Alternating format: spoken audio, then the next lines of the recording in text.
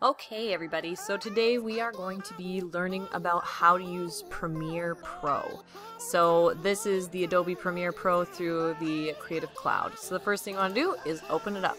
Now as this is opening, I want to let you know this is a very basic walkthrough of Premiere Pro. If you have experience in Premiere, this may not be the video for you. So here we go.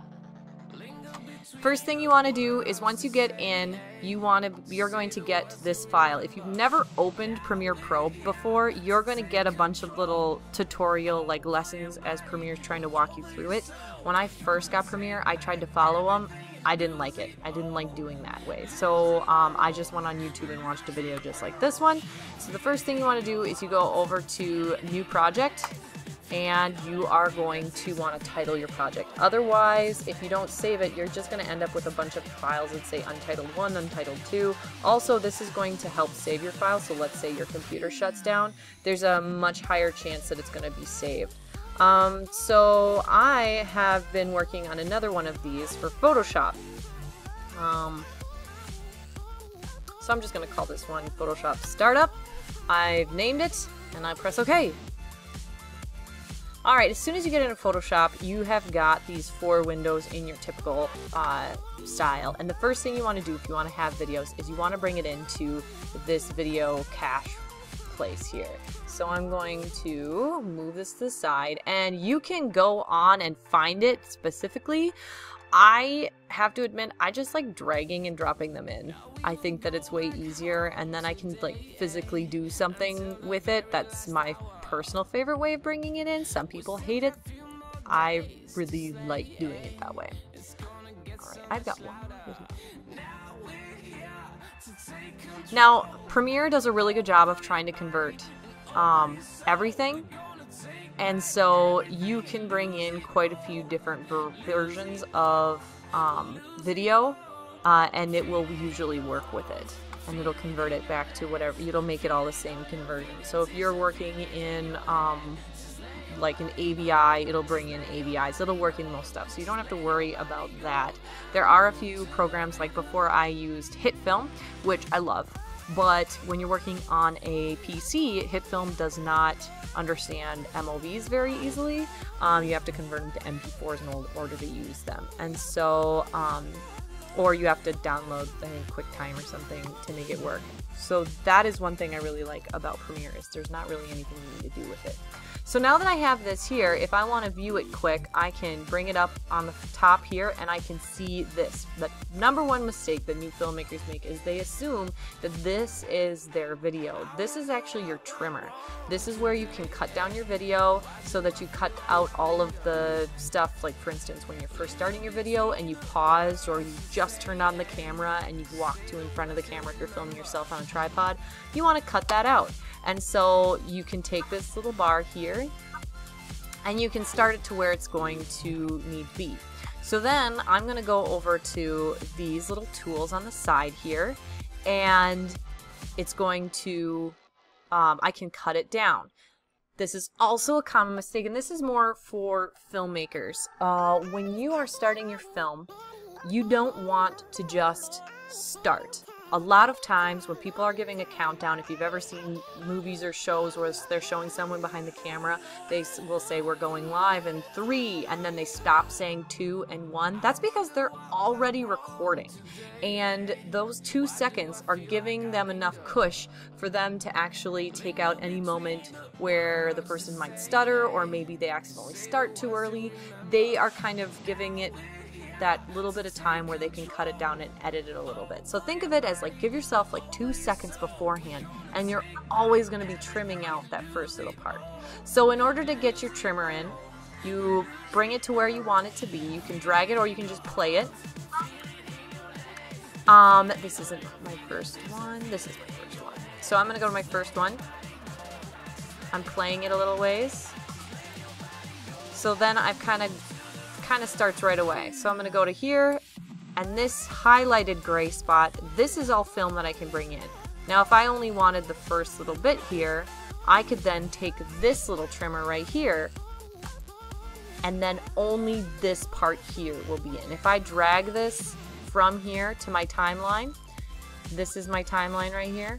Only this will go with it. But I don't. I want the whole thing. So I'm going to just grab everything, and then I'm going to drag and drop it into my timeline. Once it's in your timeline, you should be able to see it. But right now my computer is thinking about it real slow. This you can consider your canvas. This is what your audience will see. So whatever ends up on this area right here, this is your final video. And your timeline should show up right down here. Mine is being slow. And you'll be able to see everything that you need to do in it. Alright, there it is. So this is what your timeline looks like. So 2 things that you should know about your timeline is the top one right here is what your video. So that right there, this is what you see is on the top. And if you turn off the eye on the top part, you can't see it. If you turn like the eye on, you can see it. The bottom here, these little squigglies, are your words. Now, when you're looking at a lot of videos where you can see they have got underlying song in it, usually that underlying music in the back of a blog is not music that they had in the room with them. That is not diegetic music. Usually they go in and they bring in music from somewhere else. And so I downloaded the Bass Rebels non-copyright music to put in the background of this. So what I would do is I can then grab that and drag it in. So now I've got 2 layers of sound. Now the way that I had downloaded this,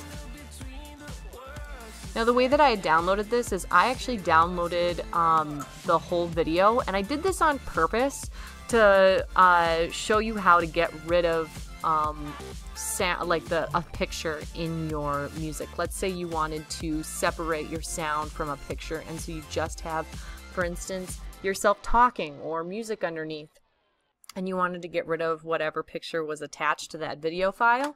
You can just go to that video file, you right click, and you go to unlink, and this means that you're unlinking the sound from the music, or the picture from the sound. Otherwise, when you would move it around, notice that if I move this around, everything moves together. That's because it's linked. That way you don't accidentally move your picture and then your words get off of your sound and you get that weird, like, dubbed look. But this kind of keeps it together. However, the unfortunate thing is if I deleted a little piece of it, I'd be deleting everything. So now that I've unlinked it, if I move this, I can move just this, and you can see my sound does not come with it. So now I can click on this, and I can press delete. I just press delete on my keyboard, and now I've got just my sound and my voiceover, and then my picture. Now another part that I want to talk about is sound and sound quality. So if I go to here and I start playing this, look at how loud that is.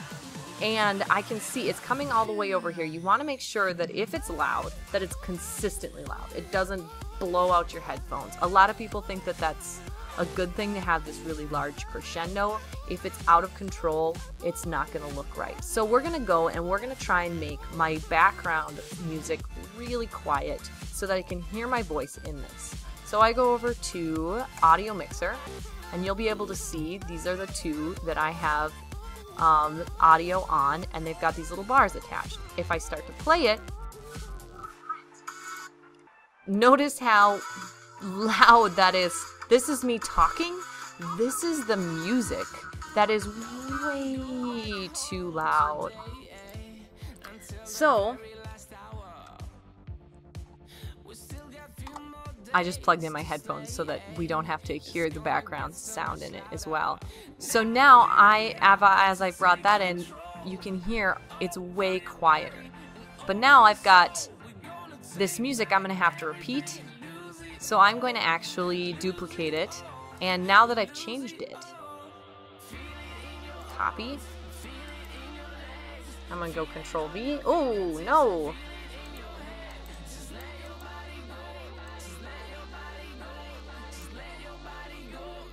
And I'm going to paste it.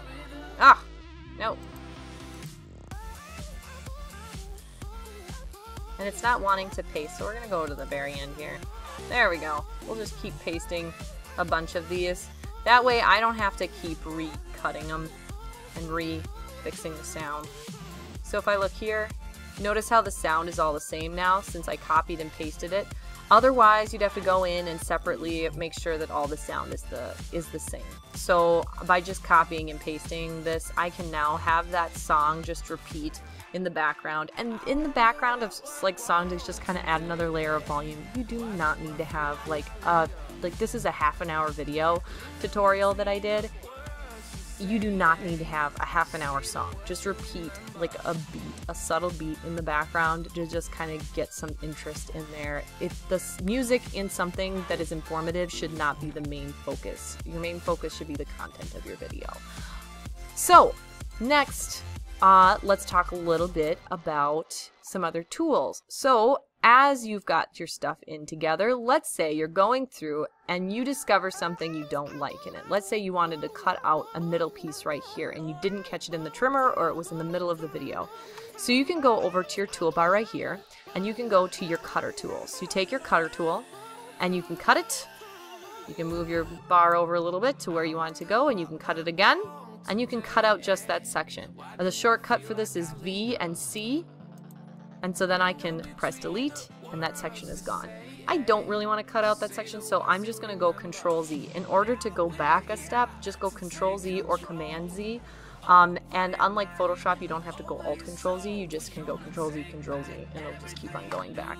The other thing that's kind of a neat tool is when you are, for instance, let's say you wanted to take a piece and you wanted to expand it. So I'm going to bring in text here. And I'm going to put in the text, I'm just going to write the title right at the beginning. So all I have to do is click the T over here or select T on my keyboard, and then I'm going to type in my title.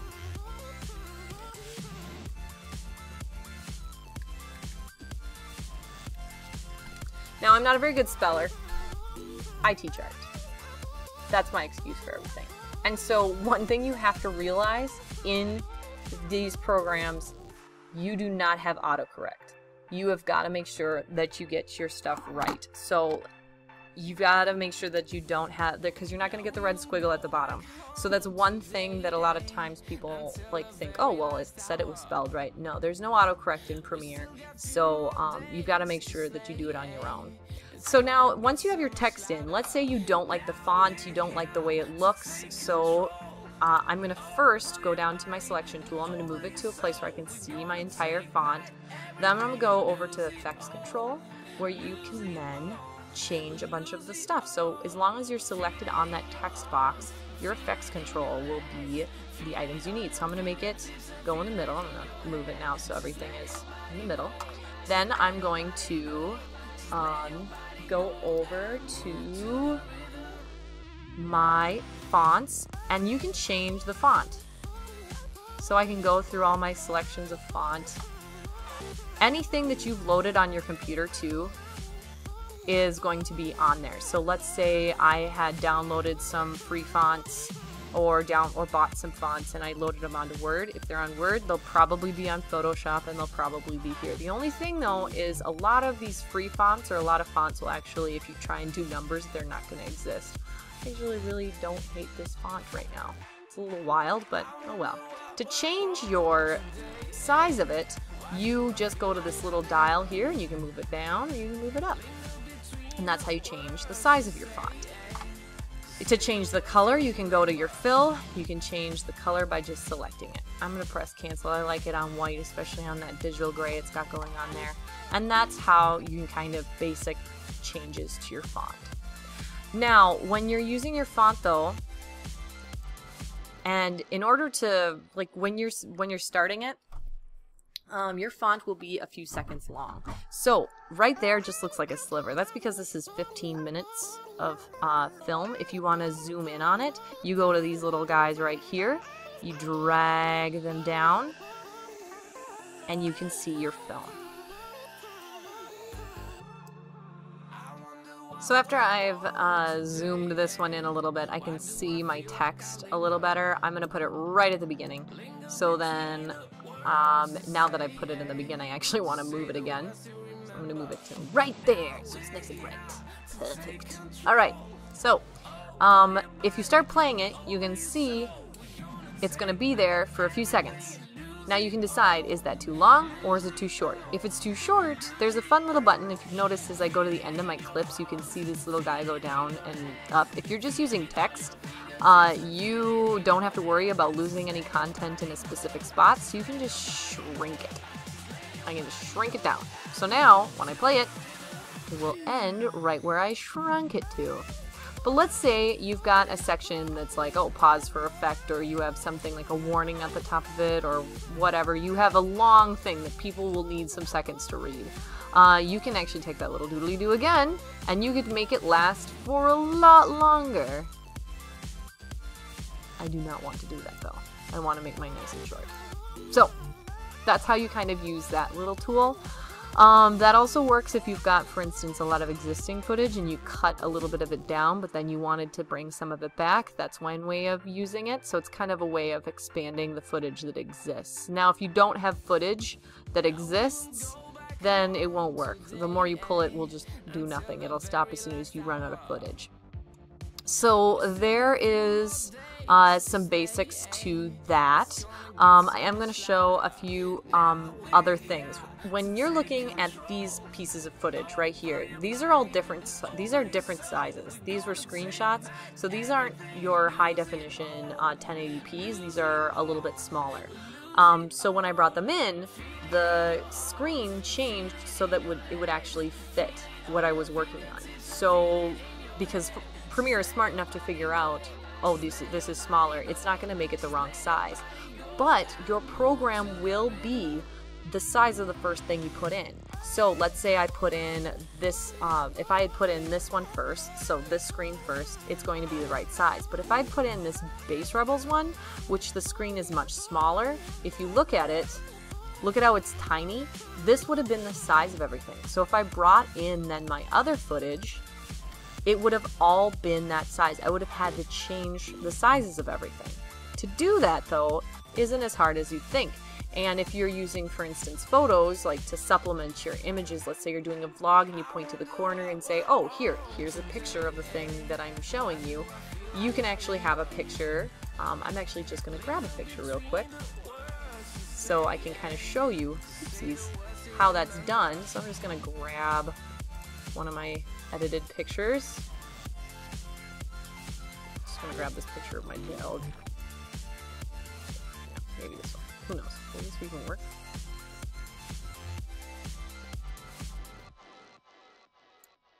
That might not work.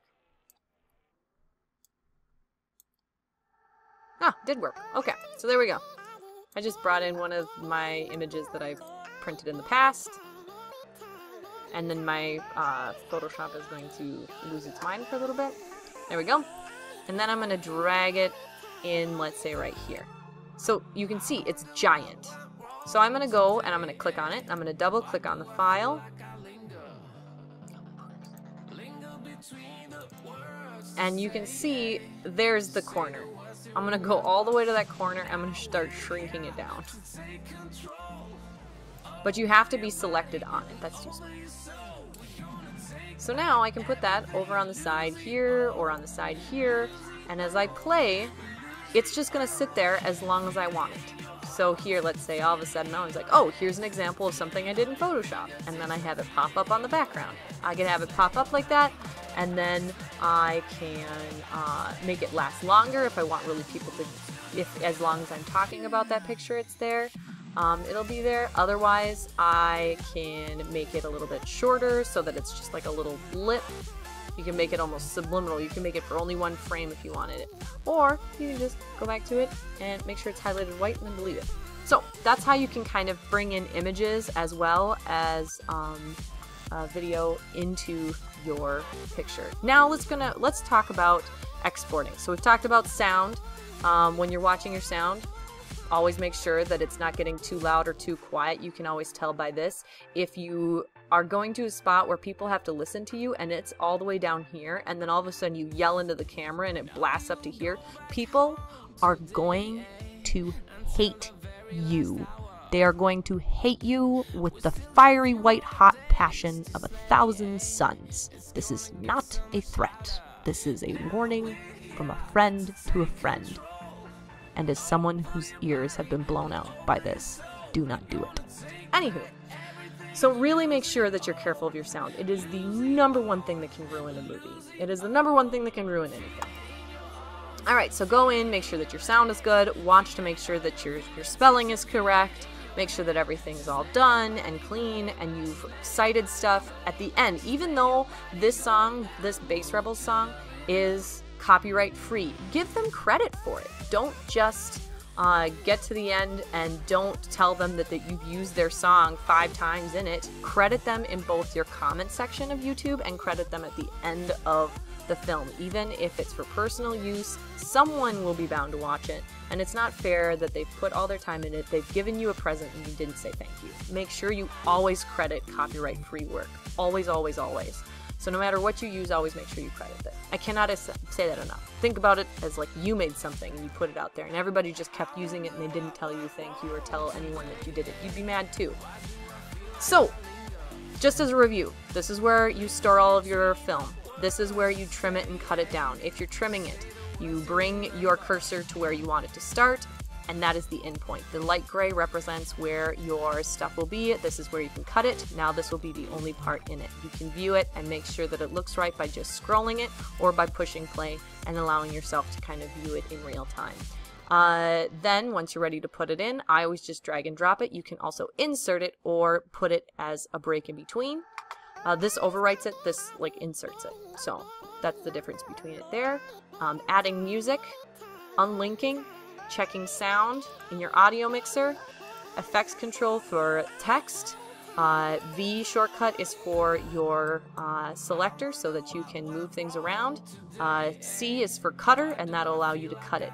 Now everything else, that's for another video for another time. This is the most basic cutting, placing, sound version I can possibly give you.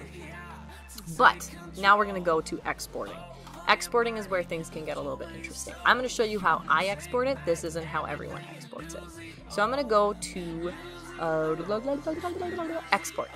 So I go to media, export media. It's going to think about it a little bit.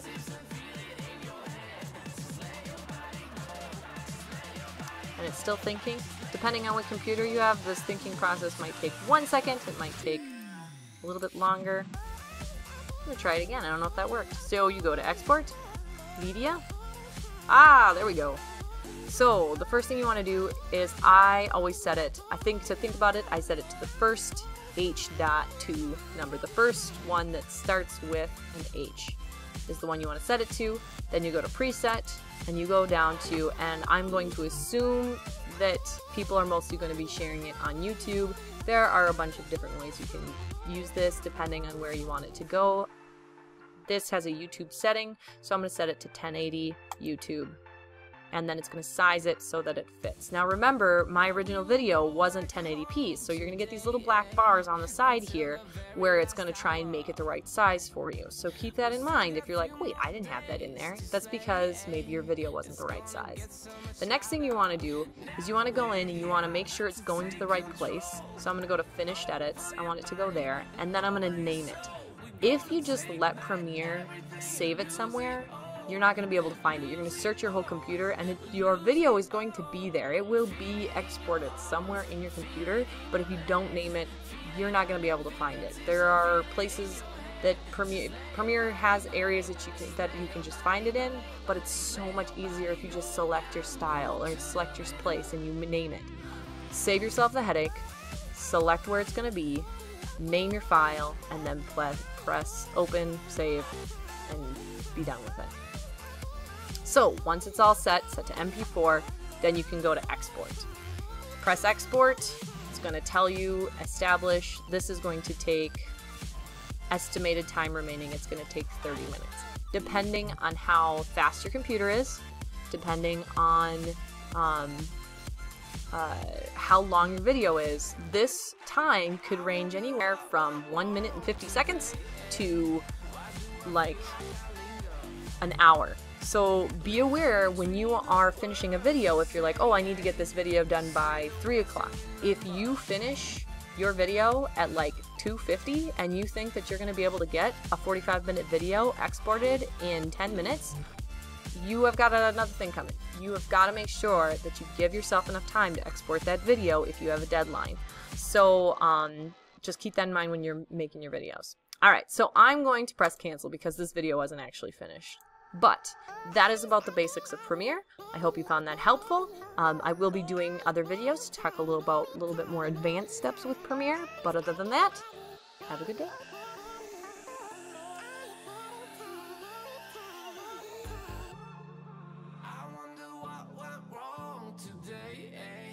Why do I feel like I linger?